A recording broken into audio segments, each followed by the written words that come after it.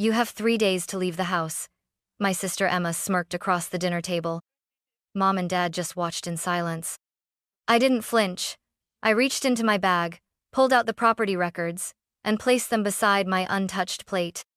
Actually, I said, voice calm but cutting, you all have 24 hours. Their forks dropped. Emma's smirk faded. It should have been a peaceful Sunday dinner, rosemary chicken, mashed potatoes, and firelight dancing on the walls. But in my family, betrayal always arrived, dressed in politeness. What they didn't know was that while they whispered behind closed doors, I had prepared. While they schemed, I had receipts. And while they plotted to push me out, I had quietly built the legal walls that would keep them out. That night wasn't just the end of a meal. It was the beginning of a reckoning. 3 years ago, this house was days away from foreclosure. Dad had lost most of his retirement in a bad investment scheme, and Mom's medical bills had stacked higher than the kitchen ceiling. Emma? She was off in Colorado, living her yoga influencer dream, posting photos from Bali while I was scraping together cash to pay the gas bill.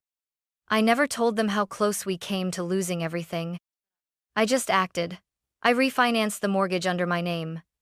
Took out a business loan using my freelance design income as collateral. I worked 60-hour weeks from the cramped guest room, often falling asleep next to spreadsheets and overdue notices. They didn't ask how the bills got paid. They just thanked God the foreclosure letters stopped arriving. And I let them believe whatever they wanted. Because I wasn't doing it for applause. I was doing it because this house held every memory that still felt real to me. The floral wallpaper Mom picked out in 1998. The scorch mark on the deck from the fireworks Dad let us light one reckless July 4th. Even the creaky third step, the one that always gave me away on late-night fridge raids. This place was home, not just in bricks and beams, but in blood. I remember the day the deed was transferred into my name. Mom and Dad signed it over at the lawyer's office, their hands shaking. "Are you sure?" the lawyer asked. Dad nodded. "It's the only way we survive this." I was calm on the outside, but inside, I felt the crushing weight of inheritance without celebration. Responsibility, not privilege. That same night, Emma called the first time in months. Not to check in, but to brag about her new Jeep and how her boyfriend had proposed with a sapphire ring. I didn't tell her about the house, or the debt, or the fact that I'd eaten instant ramen for 3 days straight. She wouldn't have cared. Or worse, she would have found a way to twist it into something ugly, like she always did. Growing up, Emma was the golden child. Star cheerleader, valedictorian, daddy's little sunshine. I was the quiet one, the one who never asked for much. And because I never demanded, they forgot to offer. But I remembered everything. Every skipped birthday. Every emergency phone call she ignored. Every time Mom said, "She's just busy, sweetheart. Don't be jealous." I wasn't jealous. I was exhausted. So, when Emma walked back into this house 2 weeks ago with her perfectly straightened hair, monogrammed luggage, and that same condescending smile, I knew something was coming. What I didn't expect was how easily they'd all fall into line behind her again. Emma returned as if she had never left. She walked through the front door like she owned the place, dropping her designer duffel on the hardwood floor and air-kissing Mom like they were brunching in Manhattan. Dad looked up from the couch, and his whole face lit up like it hadn't in years. "Pumpkin," he whispered. I stood in the doorway of the kitchen, dish towel still in hand, watching the performance unfold. She didn't acknowledge me. Not even a nod. Not a glance. Later, I'd find out she had texted them weeks ago, asking if she could crash for a bit while she figured things out. She'd left her fiancé, turns out he cheated. Or maybe she did, depending on which version she told. She was rebuilding her life, she said. So naturally, she came here to the one place she never lifted a finger to preserve. At dinner that night, she spoke louder than everyone else. Dominated the conversation. Laughed too hard at her own stories.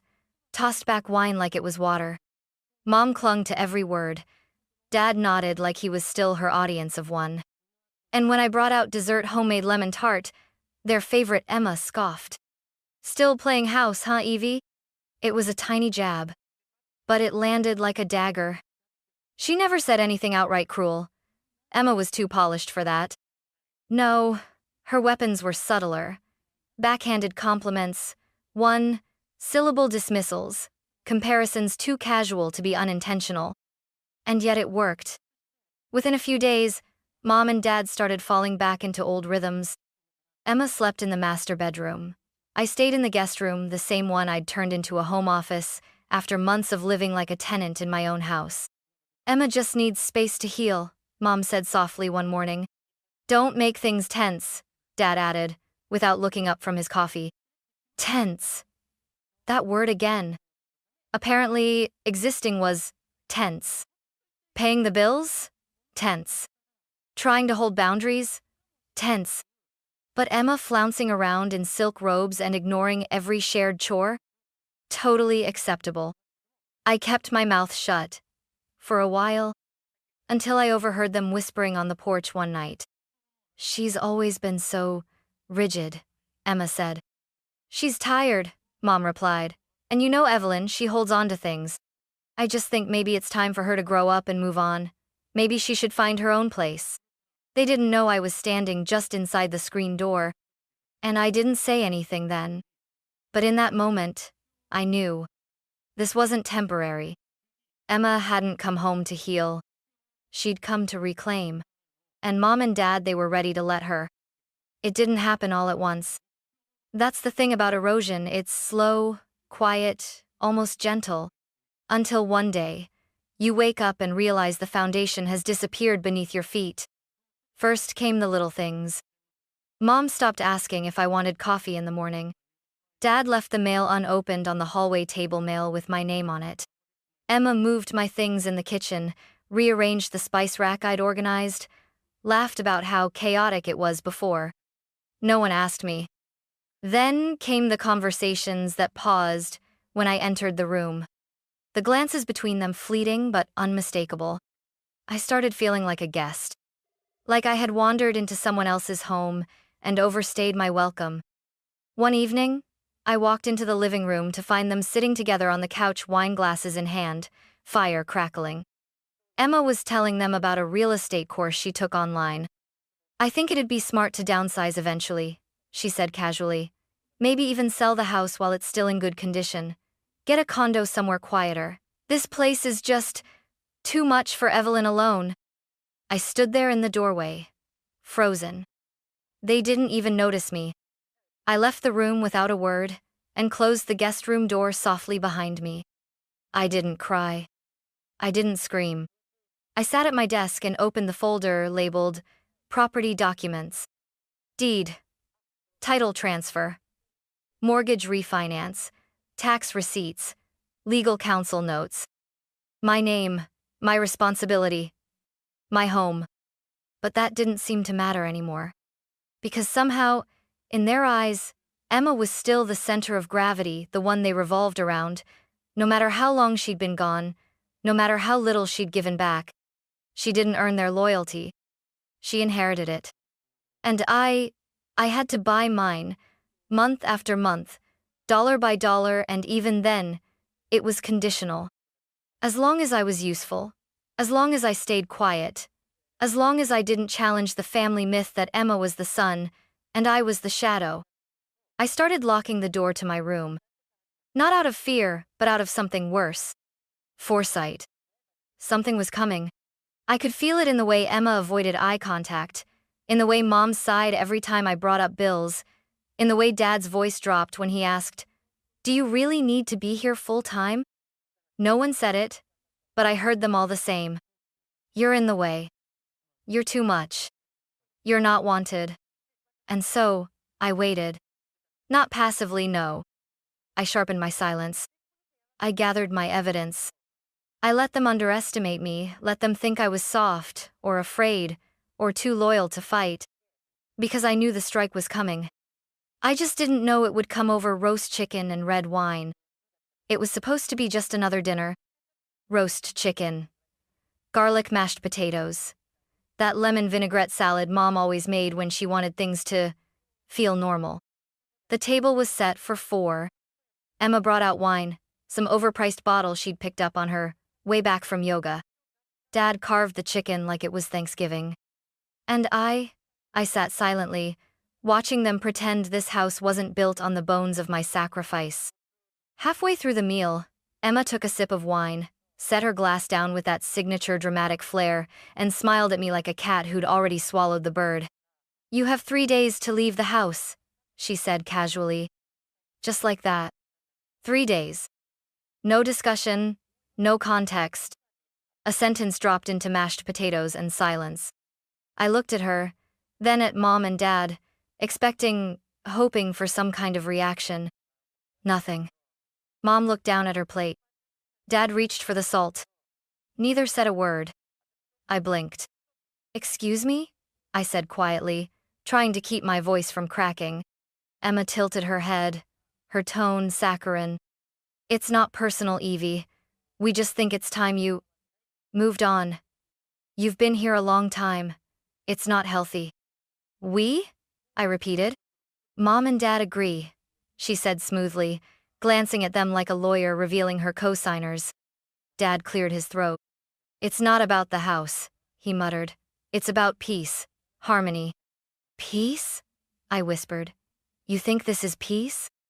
Emma leaned forward, elbows on the table like we were gossiping over coffee. "I just don't want us to keep walking on eggshells. Your energy, it's heavy." I almost laughed. Heavy. The girl who hadn't paid a single bill, who waltzed back in and acted like a queen in exile, was now talking about energy? I set my fork down slowly. My hands were shaking, but not from fear.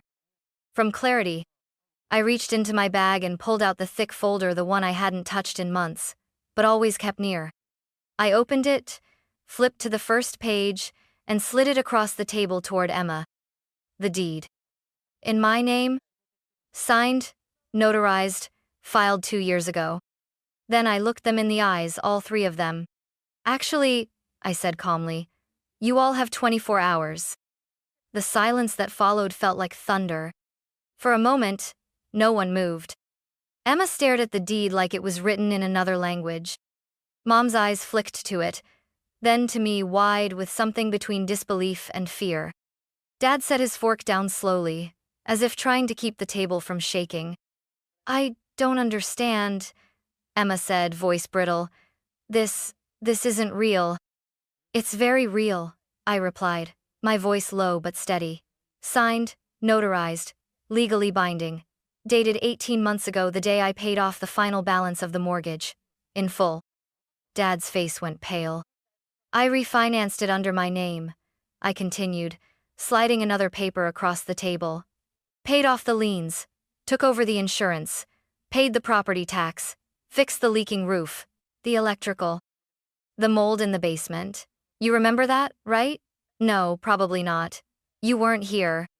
Emma stood up suddenly, her chair screeching against the floor. Her expression twisted, no longer smug, just cold. "So this is what this is about? Control?" "No," I said. "This is about respect. Something none of you seem to think I deserve." "You're kicking out your family?" Mom finally whispered. "I'm reclaiming what I built," I said, turning to her. "What I held together when everyone else disappeared. What I sacrificed my 20s for. You let her walk in and declare me a squatter in my own home? You said nothing." "We didn't know," Dad mumbled, but the words landed weak. "You didn't want to know," I snapped. "It was easier to pretend this place just stayed afloat on its own, that I was just a quiet presence in the background. Well, surprise, I'm the reason we still have a roof at all." Emma laughed, sharp and bitter. "God, Evelyn, no wonder no one wants to live with you. You're impossible. You act like some martyr, like the family owes you a parade." "I never asked for a parade," I said, rising to my feet. "But I also didn't ask to be betrayed over dinner like I was some stranger who overstayed my welcome." I reached into the folder and pulled out the final page, a printed letter from my lawyer, stamped and signed. "This is a formal notice of eviction. You have 24 hours. After that, Law enforcement gets involved. The locksmith is coming tomorrow afternoon. You wouldn't dare, Emma spat. I turned to her. You dared first. Dad stood up too, hands trembling. There has to be another way. Evelyn, please. There was, I said, my voice cracking despite myself. It was when I asked you both to sign the deed and you said yes. When you told me you were proud of how I stepped up. When I spent 2 years cleaning up your mess without ever making you feel ashamed. That was your other way. You chose this one instead. Mom looked like she wanted to cry. Evie, she whispered. You're not this kind of person. I stared at her. No, I wasn't. But you made me this way. You let her humiliate me at this table and said nothing. You watched me drown in responsibility and called me tense. And now you want to act surprised when I finally say, enough? Emma moved toward me. I'm not leaving, she said. I don't care what papers you bring. This is our family's home. I grew up here too. I stepped back, my hand instinctively gripping the edge of the table. Yes, we both did. But I'm the only one who stayed when it mattered. And you don't get to walk back in and rewrite history just because you're louder. She opened her mouth, but I cut her off. Pack your things, all of you, by noon tomorrow, or I'll have officers escort you out. Silence swallowed the room. Then, slowly, Emma turned and stormed upstairs, heels clicking like gunshots on the wood floor. Dad sat down hard, burying his face in his hands. Mom looked at me, and for the first time, I think she really saw me. But I didn't wait for understanding. I left the table, walked to my room, and closed the door with shaking hands. Outside, the house creaked. Inside, my heart pounded. I'd just declared war on the only people I had left. But for once, I wasn't afraid. The next morning, the house felt different. Not quieter, it had always been quiet, in that suffocating, polite kind of way, but hollow, like something had cracked in the foundation and let all the warmth leak out overnight. I didn't sleep. I lay in bed listening the creaks of the floorboards, the occasional closing of a drawer, hushed voices down the hall. They were packing. At 8:13 a.m., I heard the soft click of the front door opening and Emma's voice slicing through the air like broken glass. Just bring the truck around. I don't need help, I just need you to be fast. I didn't move. Didn't go out to gloat. Didn't offer help. Just sat at the edge of the bed, hands clenched in my lap, waiting for the next sound. Footsteps on the stairs. A thud. A suitcase dragged across the hardwood. Then, silence again. At 10:07 a.m., I opened the door to grab coffee. The hallway was empty, but the air was charged like after a lightning strike. I passed Dad in the living room. He was sitting in his old recliner, staring at the blank TV screen, holding the remote but not pressing anything. He didn't look up. Didn't speak. Just let me walk by like I was a ghost. Mom was in the kitchen, packing plates into a box marked fragile. She paused when she saw me. Your father doesn't know where we'll go yet, she said softly, not meeting my eyes. Emma offered her apartment for a while. It'll be cramped. I didn't respond.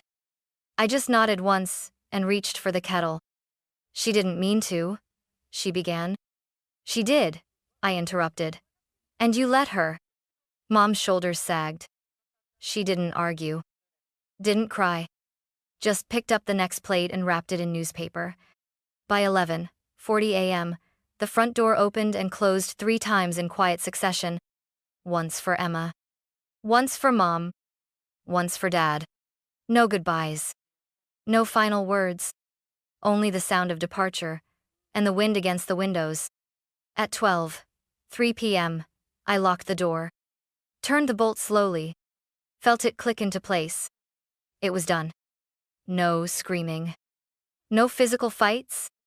Just a fracture deep and clean, the kind that doesn't bleed on the outside but never fully heals. I walked the perimeter of the house, room by room. Their things were gone. Their presence wasn't. I could still smell Dad's cologne in the hallway. Still see Mom's gardening gloves on the windowsill. Still feel Emma's perfume lingering in the guest room, the one she'd taken over like a throne. I didn't touch anything. Not yet. I just stood in the center of the living room, the space we'd once called family, and let the silence settle in like dust. For the first time in years, the house was mine. But it didn't feel like victory. It felt like aftermath. The first morning without them was eerily quiet. No footsteps, no clinking mugs, no whispers behind doors. Just the hum of the fridge, the occasional creak of old wood, and the steady beat of my own breathing. I made coffee and sat by the window. For once, no one had claimed the best seat. The house felt foreign and familiar all at once, like wearing a dress I hadn't tried on in years. I started small. I cleared out the master bedroom, the one Emma had taken like it was owed to her. I opened the windows wide, let the stale air out, repainted the walls soft gray, removed the floral curtains Mom insisted on keeping for tradition, hung a single photograph, me, standing on a mountain trail in Montana, arms outstretched, alone and smiling. Then I moved to the hallway, took down the old family portraits, not to erase the past but to stop it from looming over my present. I boxed them carefully, labeled the container. Memories, not altars. Next was the garden. I pulled out Mom's dying rose bushes, the ones she never tended but insisted we keep because they were Dad's favorite. I planted lavender and rosemary instead, things that didn't just survive, they thrived with space and sunlight. Every task became a ritual. Not of grief, of reclamation. I fixed the creaky stair, the one Emma always complained about. Replaced the light bulb in the attic. Converted the guest room, once my workspace, then her private suite, into a real office, complete with a standing desk and sunlight pouring in at golden hour. And slowly, the house began to breathe with me. It stopped feeling haunted. Stopped echoing with what-ifs and almosts. Started feeling like a place built for now, not for the ghosts of people who left. I worked, I slept, I cooked meals just for myself. I played music out loud. I danced barefoot in the hallway. I laughed real, full-bodied laughter when I spilled coffee all over a rug and didn't have to apologize for it. For the first time, I wasn't waiting to be seen. Wasn't adjusting myself to be easier, quieter, more convenient. I was alone. But I wasn't lonely. Because everything around me, the walls, the shelves, the chip tile I hadn't replaced yet, they weren't just mine in paperwork. They were mine in presence, in effort, in intention. And that was enough. It came on a Tuesday. A plain white envelope tucked between bills and coupons, no return address. But I recognized the handwriting instantly. Loopy, careful, cursive. The same one Mom used when she labeled our school folders or wrote birthday cards with smiley faces in the corners. I stood by the mailbox for a long time, just holding it. Part of me didn't want to open it. Not out of fear, but out of disinterest. Like revisiting a book I'd already closed. But I did. The letter was 2 pages, neat, no crossings out, no apology. She said she forgave me. Forgave me, as if I were the one who'd betrayed them. As if defending my home, my boundaries, my worth was something shameful that needed absolution. She wrote that she hoped one day I'd come to my senses, that Emma was trying her best, and that they were managing in the city apartment, even if it was tight and less than ideal. She ended with, "We still love you, Evelyn, even if we don't understand you anymore." I read it once. Then folded it slowly, precisely, and dropped it into the bin beside the recycling. Not out of anger, not as a dramatic gesture. Just because I didn't need it. I didn't need love wrapped in conditions. Didn't need to be understood by people who never bothered trying. For so long, I'd begged for crumbs, validation, kindness, acknowledgement. Now, I was full. The silence that followed their absence wasn't lonely anymore. It was clarity. The house didn't echo like it used to. It held me not perfectly, not gently but honestly. I poured tea, sat by the window, and watched the afternoon light spill across the new lavender plants. And I smiled. Because some stories don't need closure. They just need a door and the strength to close it.